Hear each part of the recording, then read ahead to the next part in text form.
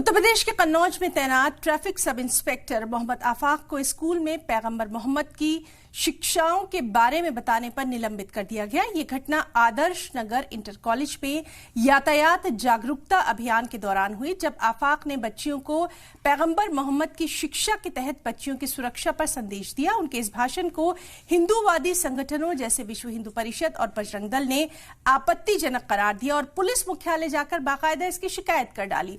इसके बाद प्रशासन ने आफाक को निलंबित कर दिया। हिंदूवादी संगठनों का कहना था कि पुलिस वर्दी में मोहम्मद आफाक इस्लामिक बातें कर रहे हैं, जो कि बर्दाश्त के लायक नहीं।